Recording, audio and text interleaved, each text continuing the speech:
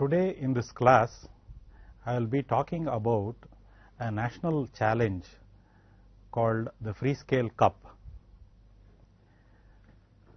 The objective of this national challenge is to inculcate in the students a sense of innovation and engineering, so that they can bring in what they have learned during their theory classes into an implementational framework and learn as a consequence through the process of designing something which they could implement and put together.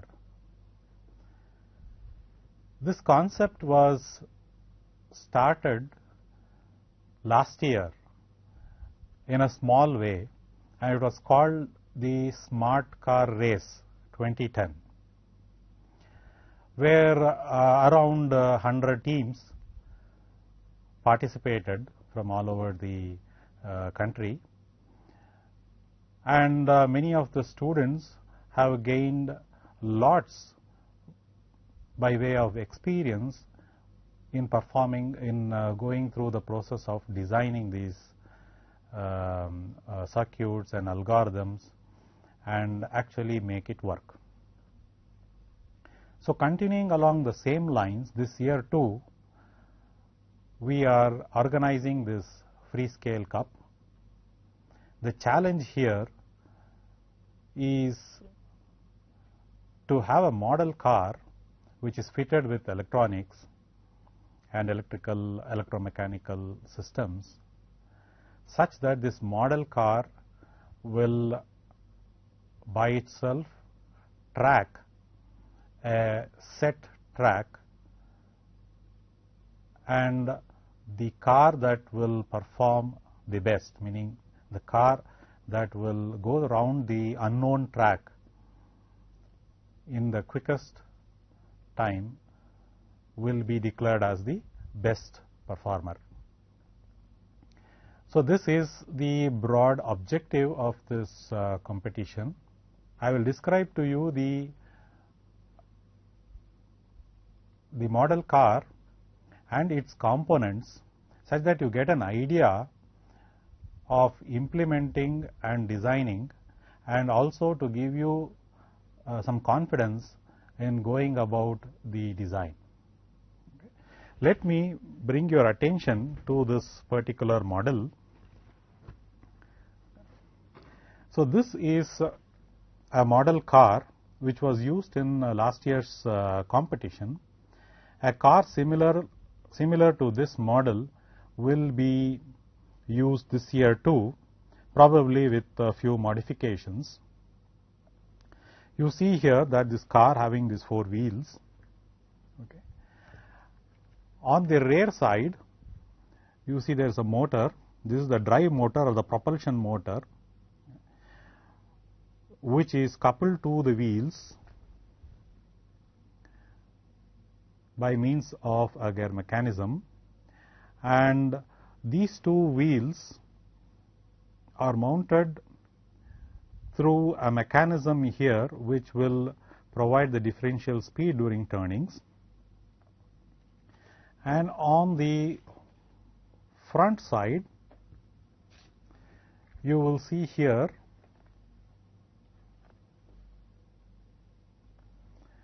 a servo motor which is used for steering control. This servo motor will be used for steering control.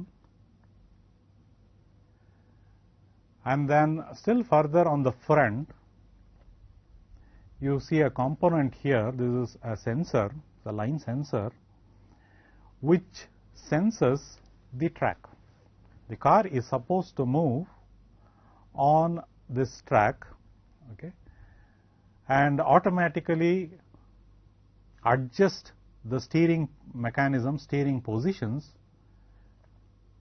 such that it is always on the track and moving at as fast a speed as possible. This sensor, this line sensor, is a 128-bit sensor which detects the gray thresholds which is on the track. So you have the white, the black, and again the white, which will reflect as 255 or 0, depending upon what is considered as dark and light. We will come to that in detail later. The track in general will be of this nature, where you have a black strip. There are also two small strips here. This is to indicate the start position. So the vehicle is supposed to sense the start position and then pick off from there, and then after finishing the track and again on sensing the start position, it should brake within a meter's distance. So this in brief is the problem specification. So coming back again here to the vehicle, there are few other things which are missing here. Here at this position, we will be placing the electronic board, which is basically the processor board, which is supposed to process the various signals received from this motor and this sensor, line sensor, process it and then give the actuating signal to the steering and also as a speed and torque signal to the propulsion motor.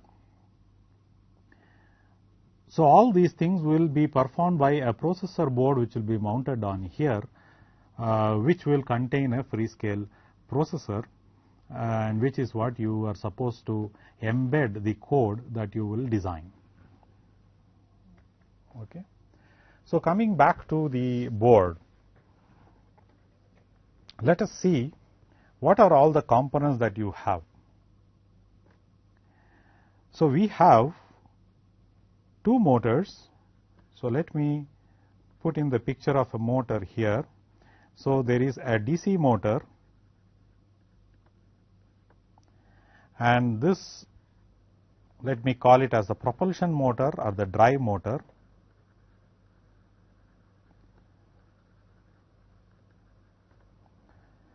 There is one more DC servo motor. This is a servo motor, and this is used for steering. So I will symbolically indicate it as such. This is primarily used for steering the front wheels.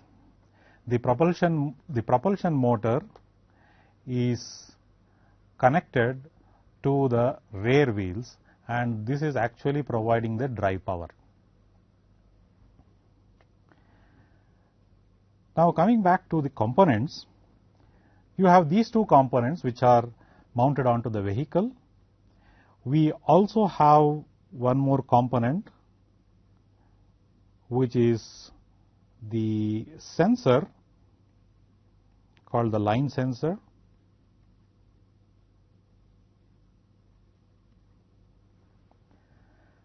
The function of this line sensor is to sense the track and send the information, the sensed information, to a central processor, and we will call that one as the processor board.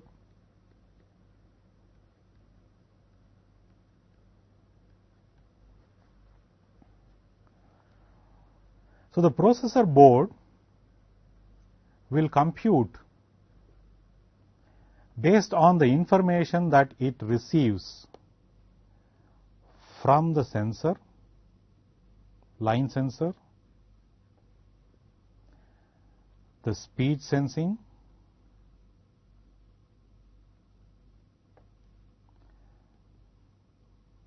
speed, line position, and take action in giving the control signals to the DC motor, which is the servo motor, which is actually placed for steering the front wheels, and also to provide the necessary torque to propel the vehicle at a given speed, at a specified speed that is desired by the designer.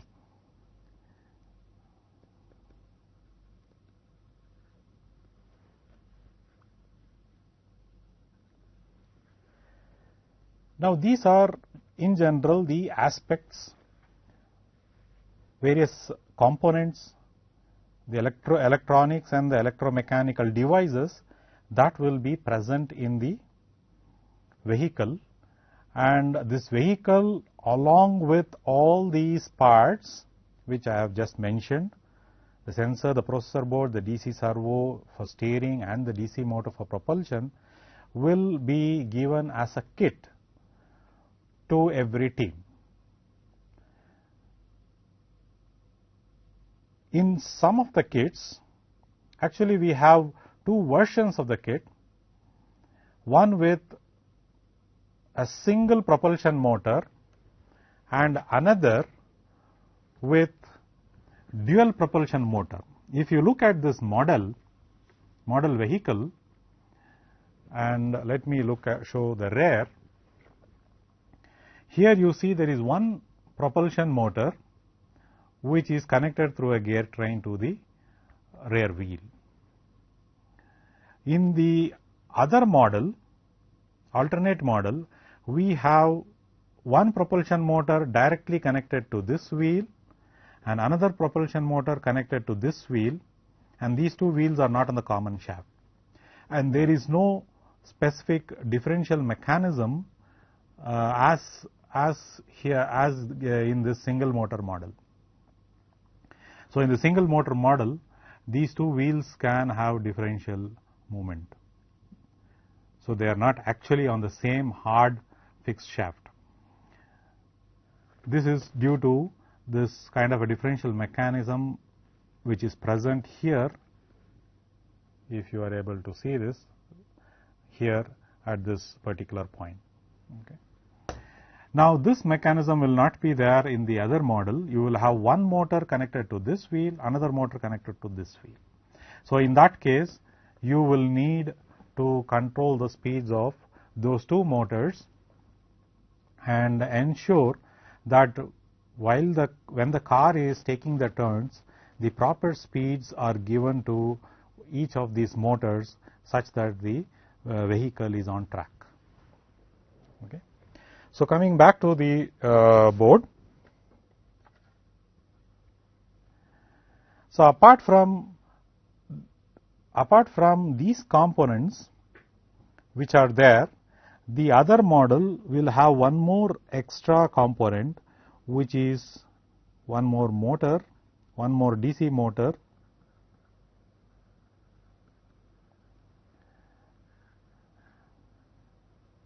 for propelling the other wheel. So, the two rear wheels each will be having a motor, which also means that you need to have extra control input coming from the processor board to the DC motor. Both these DC motors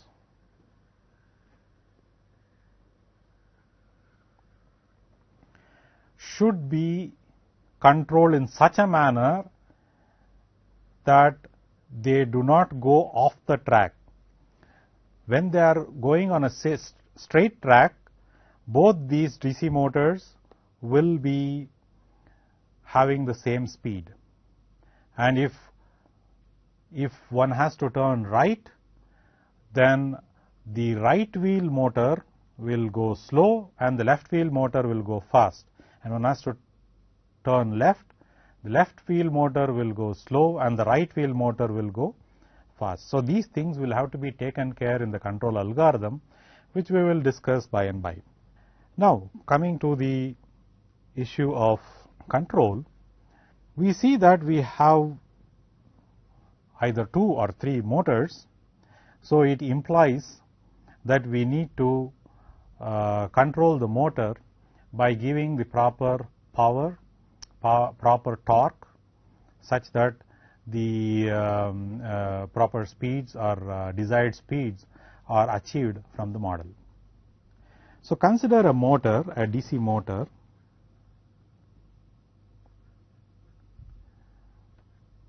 like this.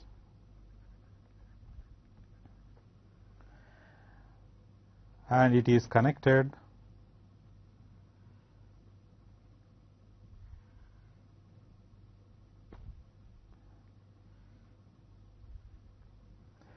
to a DC source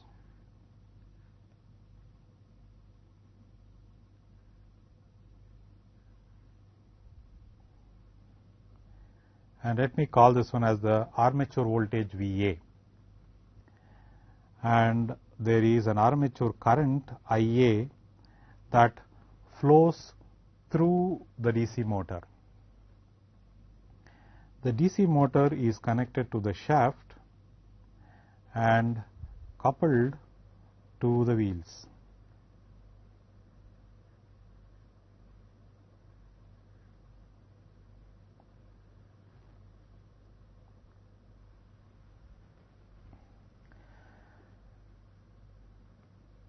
Now assume that we give a pure DC at the source here, like that. This is the voltage versus time.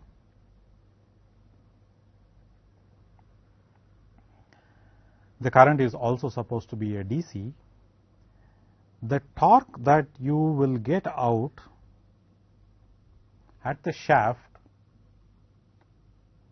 the developed torque, is proportional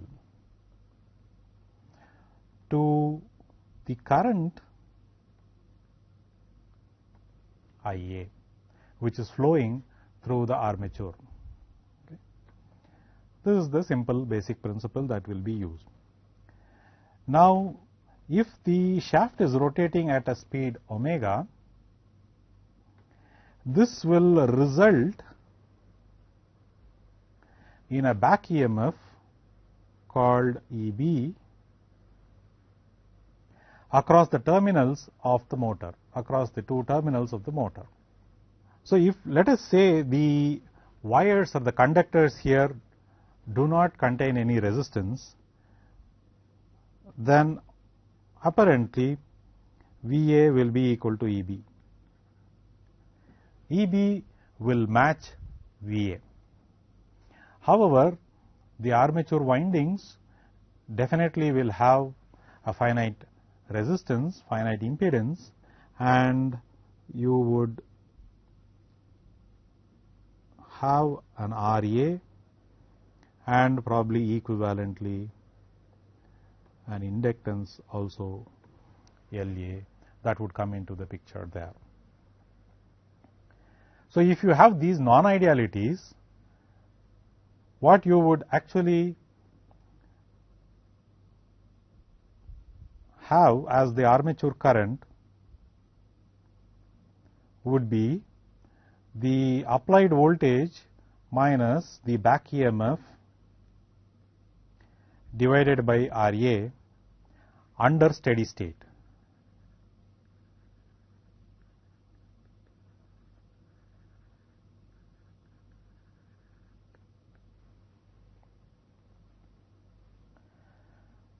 During dynamics, you will have V minus EB minus L di by dt as contributed by the equivalent inductance.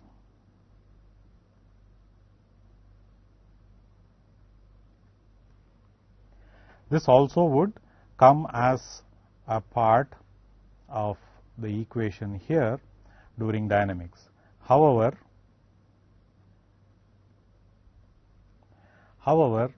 during steady state conditions, and which is what you will be designing your components for, you essentially will use this equation. Now, going further,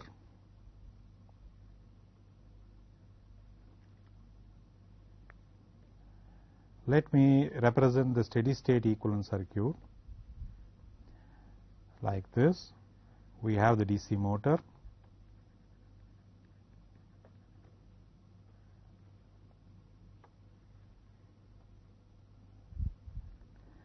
RA, and this is IA, and this is VA. And we know here we have the developed torque TD and the shaft rotating with omega radians per second.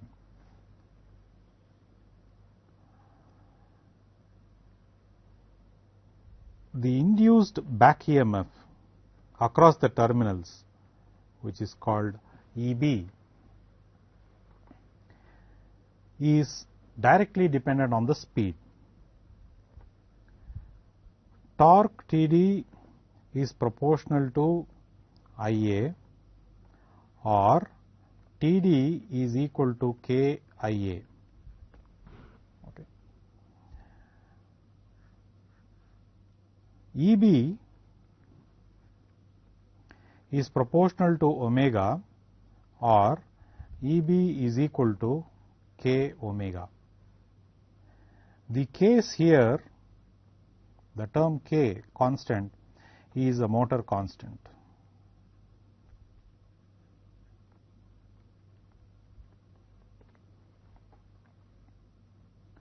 So, you see that the DC motor is a gyrator where you have on the one side, if I take the DC motor as having two sides, the electrical side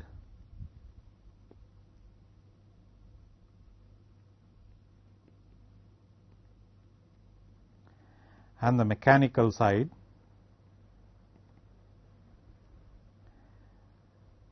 The voltage EB and the current IA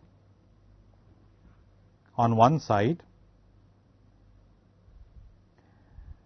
the torque TD and omega on the mechanical side are cross linked. EB is linked to omega and IA is linked to TD. So, when we have the potential linked to the flow and the potential on this side linked to the flow, we say it is a gyrator, unlike in the case of a transformer where the potential is linked to the potential, flow is linked to the flow.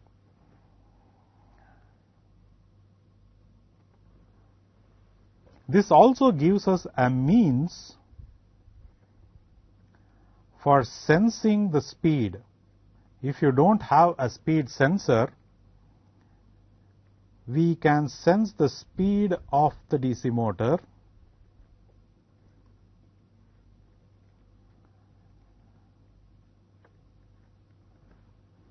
by knowing what is this voltage. Because we know EB is equal to K omega, if I am able to sense or measure this EB, then omega is EB by the motor constant. So, how does one measure the back EMF? We have the source voltage applied VA and we have IA. Source voltage VA is the applied voltage and that information is already with me, minus IA RA. RA is a motor parameter, character of the motor, which is available to you either from the data sheet or you can measure them. I is measured, VA minus IARA will give you the voltage which is there at this terminal, and that would be the back EMF. And if the value of K, which is again a motor parameter, is known to you, then the speed of the motor can be estimated. So this is one way of indirectly sensing the speed of a DC motor in case one doesn't have a speed sensor on board.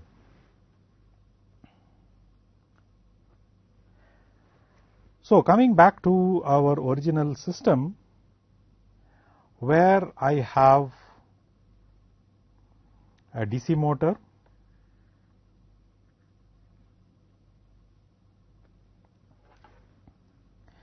and this DC motor is supplied by a source. Now we apply a constraint to this source by making it a variable source. And let us say that we vary this source in such a manner that the speed here is as per my desire.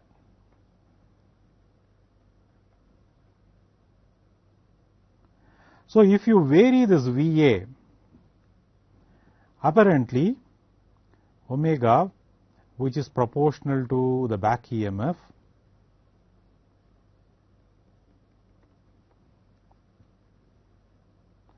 which is equal to VA minus IARA, can be controlled by adjusting VA. So adjusting VA is done by a controller which is a combination of both information and power. How does one achieve this? How does one achieve a variable voltage here? There are two ways. Either by the linear voltage regulation method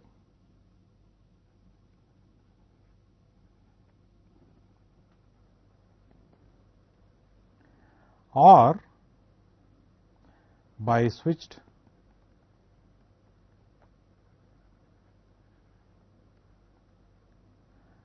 mode regulation.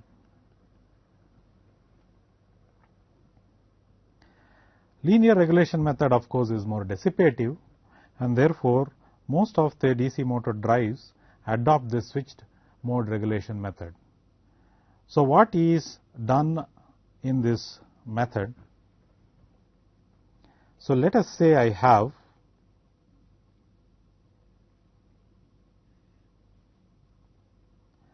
a voltage which is pulsed.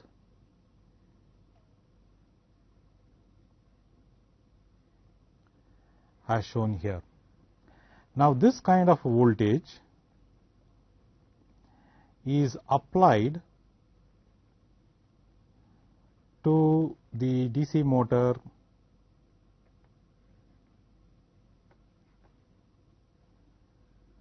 as shown.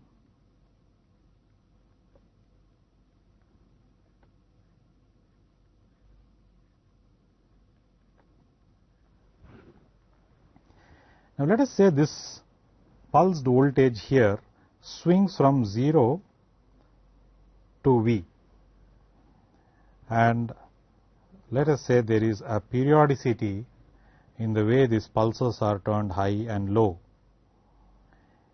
If this is occurring every period Ts, okay, So, for the period Ts, it is high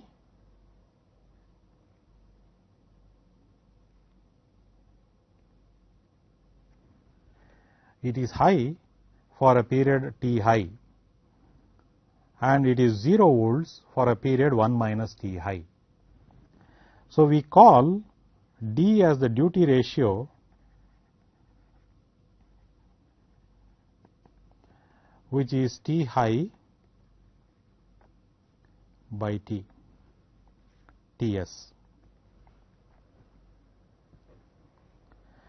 And the average voltage which one sees, this average voltage is the peak voltage V into D. This is the V average that one sees across the terminals of the motor.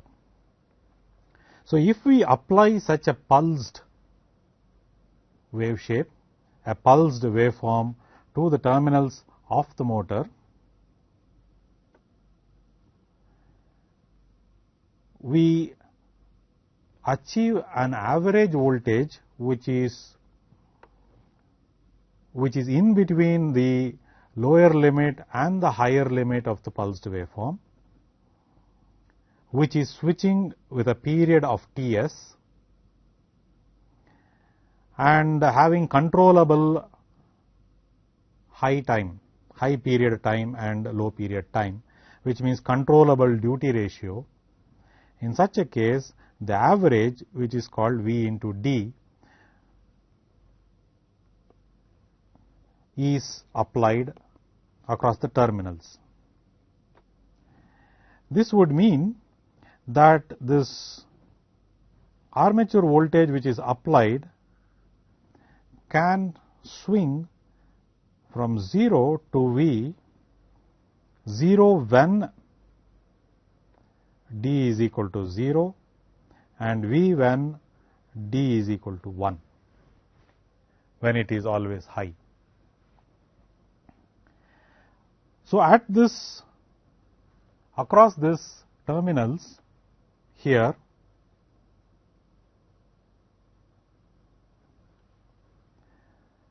we get an average voltage swing from 0 to V by controlling the duty cycle. What will be the nature of the current IA which is flowing here?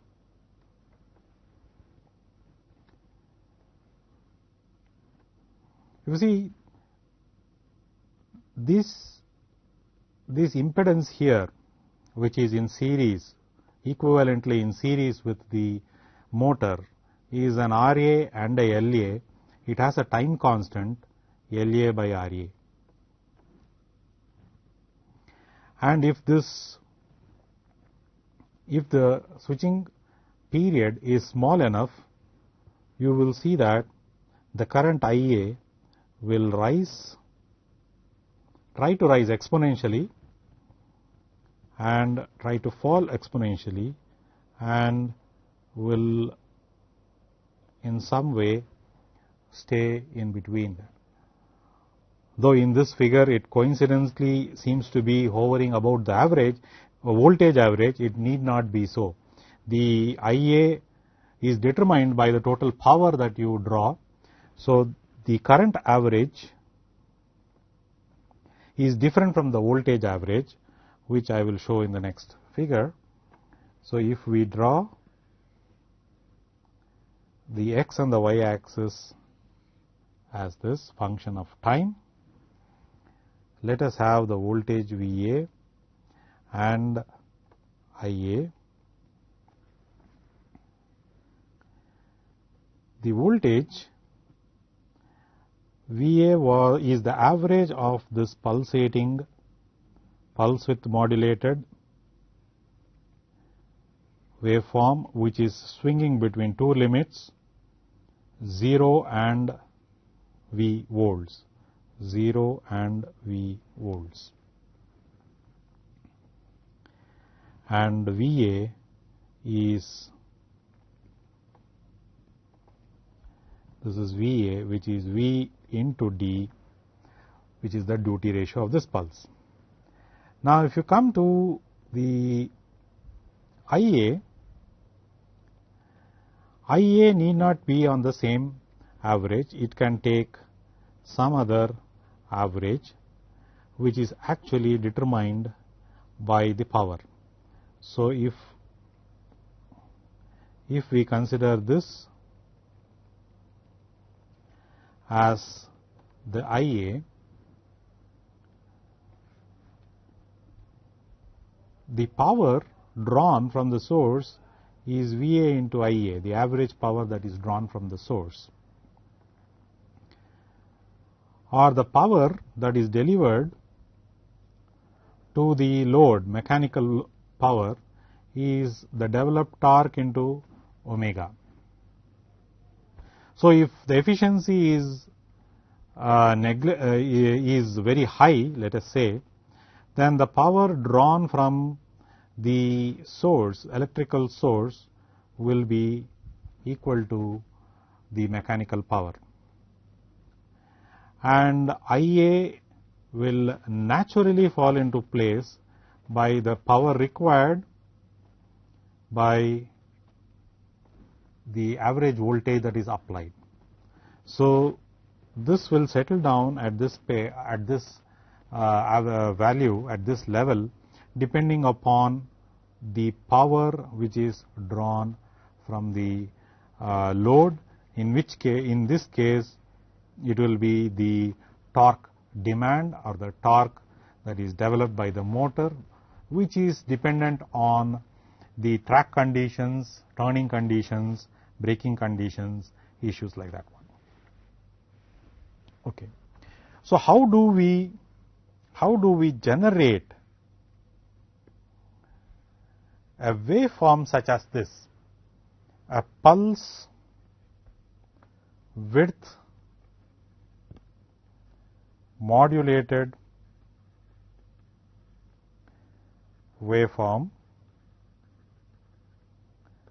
or a PWM waveform such as the one drawn here, such that we can get variable average just by adjusting the duty ratio.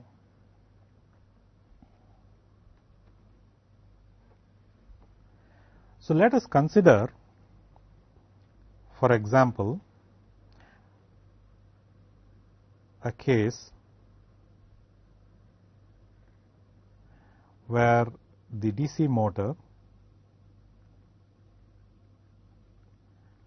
the terminals are available as shown here,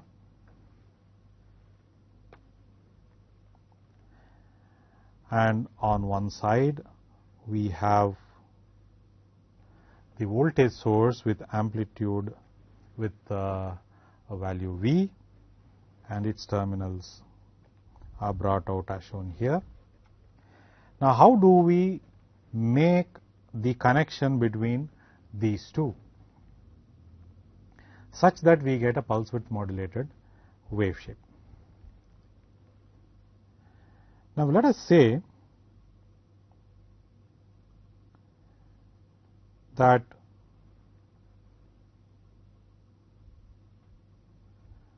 we put a switch like that, and then put a diode like that, and this switch we control, giving pulses like this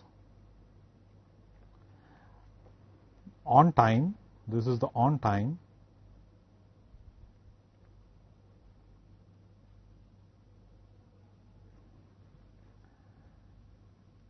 and this keeps repeating every cycle, every switching. So, let us say this switch, yes, when it is closed, and when it is open, these two conditions. So let us say we have time intervals which are segmented like that. In this segment, the switch S is on. In this segment, switch S is off. Switch S is on. Switch S is off.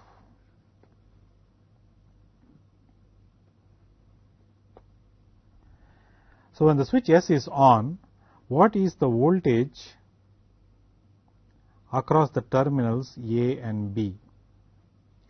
VAB. So when it is on, we have a voltage V like this. When it is off, due to the inductance, there is a time constant, the current is freewheeling like that. And VAB is low, 0, and then immediately when we turn this on, the diode is reverse biased, turns off, and we get again high, low, high, so on. So by controlling the time duration for which this is supposed to be on within a switching period Ts, you have VAB average, which is VA, which is V into T on by Ts, which is V into D, or V into duty cycle. So this is one simple method of generating this pulse width waveform, pulse width modulated waveform that we will need to control the DC motor torque and speed. However, we cannot, in this case, we cannot reverse the direction of the DC motor, speed of the DC motor. So if we want to have a complete forward reversal, forward regenerating, reversal, reverse regenerating, all possible modes of operation, one can, in the previous case, when the switch is off and if there is energy in the DC motor coupled from the inertia of the shaft and also due to the inductance, they will be freewheeling and it will not get back into the supply. So this is just only a one quadrant operation, only forward motoring. Forward regeneration is not possible with this circuit. Likewise, reverse and reverse motoring and reverse regeneration. So let us slightly modify the switch structure slightly as shown, and this is called a H bridge because of the shape, and let us say the source is connected like that.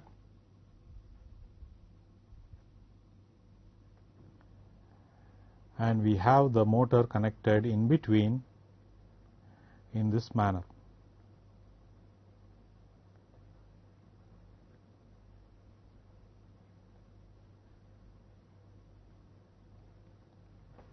This is the DC motor as connected.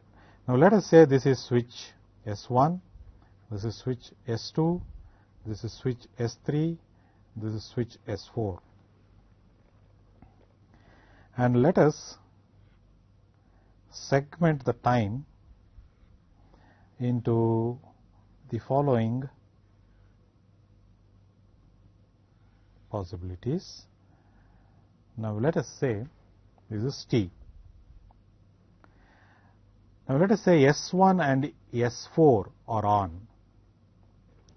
So if S1 and S4 are on, and let us say AB is like that, S1 and S4 are on. S2 and S3 are off, open. So, in such a case, we see that this is closed and this is closed, and we have a current which flows like that,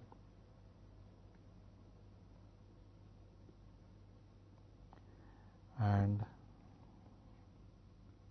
back. So, VAB is positive high with whatever be the value of this voltage source.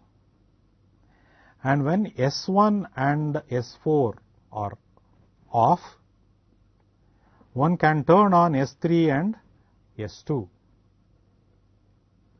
So, let me erase these.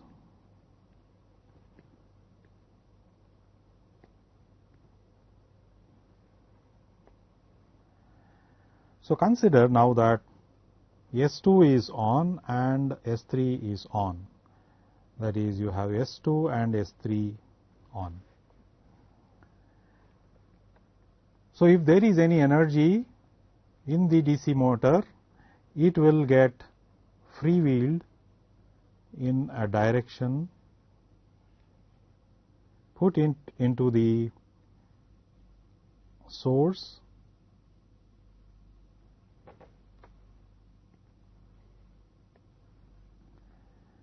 and goes back again to the motor in this path. This is called the freewheeling operation or regenerative operation. It is regenerating back into the battery. During that time, VAB is negative. This is plus V, this is minus V. Then again repeat the process. S1 is on, S4 is on, which implies this is positive, negative, positive, so on. And depending upon the widths of these pulses, now consider when you take average this area, and if this area are equal, and that is equal when this time and the off time are equal, that is duty cycle is equal to 0.5, in which case this area will cancel this area and VAB will be equal to 0 average. And if the duty cycle D is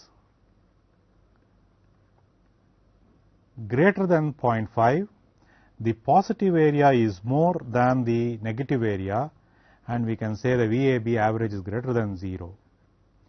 VAB average is less than 0 when D is less than 0.5. So, by this, in this mode, you can have forward direction, and in this mode you can have reverse direction just by adjusting the value of the duty cycle.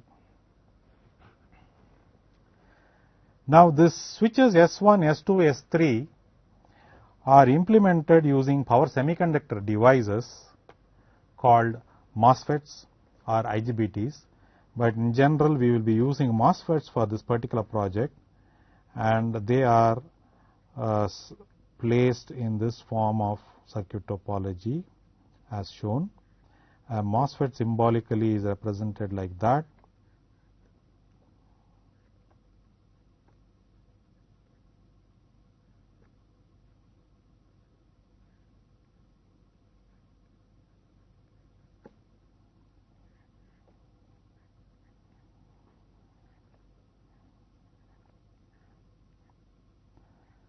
We have these 4 MOSFETs.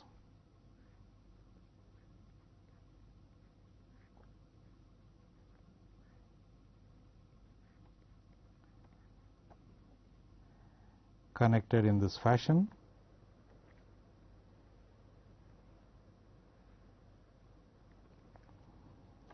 with the battery connected here and the motor connected across at this point. So, when you give a gate signal or a gate drive here, if we turn on this and this by providing a gate drive and a gate signal, these two would be on, in which case this will, the flow of current will be as like shown here, that is from the positive it will go through this, then go through this, through the DC motor and then come back through this. And when we switch off this, we do not have to switch this on, automatically they will switch on because of the body diode which are present here and here. So, the flow of current would be, when you switch off these two, the current direction is like that, it is flowing, it is continuing to flow like that. So, instead of going down, because this is off, the current will take this path, go through the top body diode and follow this conductor path, go into the battery charging it and go through this body diode and then back again through this. So, this is the path that it will follow when the two switches are off. So, for forward motoring and regeneration, we can use these two switches alone and these two body diodes will automatically turn on. When you want to reverse the motor direction, you can use these two switches and use the body diodes of these two for doing the regeneration. Okay. So, this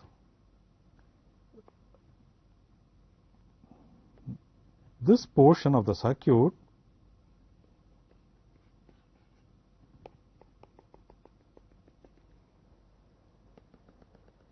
is called a converter,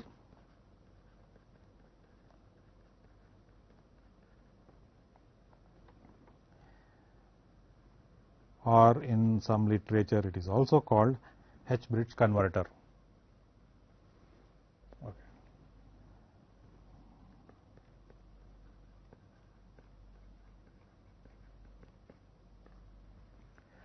So, for a DC motor, to drive it from a battery, we have to, in between the battery and the DC motor, place a component called the H-bridge converter, which is essential to actually apply a variable voltage across the terminals of the DC motor in order to get a desired speed or torque for the actual driving conditions. So, this H-bridge converter is made up of MOSFETs and they need control signals which tell them when to go on, when to go off. So, these will be control pulses which will be given to 1, 2, 3, 4 gate drives of these MOSFETs, such that they operate in a manner which will give pulse width modulated waveform across this. Okay. So, every DC motor should have one H-bridge converter to make it operate in a speed controlled mode. Okay. We will stop at this point now and continue in the next class.